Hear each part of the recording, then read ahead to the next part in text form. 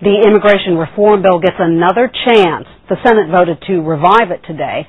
The bill would legalize millions of illegal immigrants. President Bush hopes that the Senate will pass it this week. Silicon Valley companies have a big stake in its passage. The bill allows thousands more H-1b visas to hire skilled foreign workers, something Silicon Valley companies want very much. But Sue Kwon tells us there are vocal opponents to that. Sue? The Senate bill almost doubles the cap for temporary H-1b visas to $150,000 a year. Now, tech companies say that they need even more to compete in this booming economy.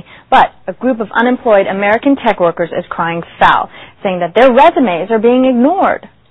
Hundreds of technology job listings on the net and in newspapers. When Cisco Systems posted this one in the Chicago Tribune, unemployed network manager David Huber immediately called the contact person, Emmy Clark.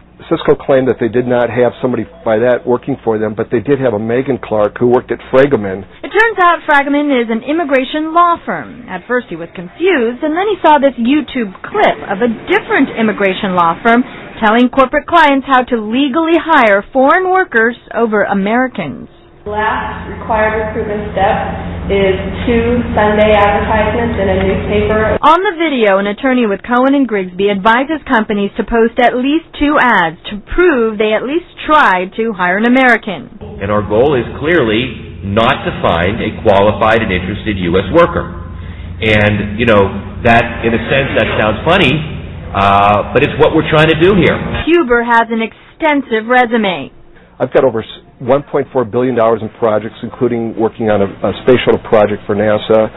So I think I'm very qualified. Pete Bennett, a programmer, also sees himself as a strong candidate and has sent thousands of resumes over the years to tech job postings with no responses.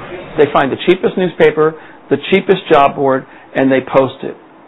And if they get a resume from a U.S. worker, they ignore it. He is with the Programmers Guild, a group of American tech workers that posted those edited clips from the Cohen and Grigsby Immigration Law Seminar on YouTube. The law firm says the statements were misused. Brandon Randazzo is a recruiter with Tech Systems, the nation's largest information technology staffing firm. He believes most companies do make a good faith effort to hire Americans first and follow rules.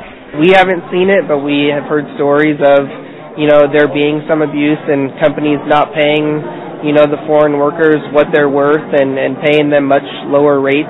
But he says regulating companies, not limiting the number of visas, is a better way to prevent abuse.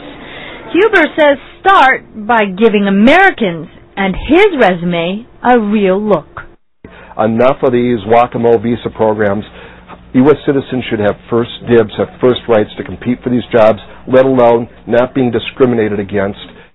Now, Fragaman could not comment on applicants or any corporate clients, but a spokesperson explained it is not unusual for companies to outsource many parts of recruitment, including resume collection, and this is to ensure the Department of Labor laws are complied with, Dana. Well, that was quite a tape of the lawyers there. Sue, thank you.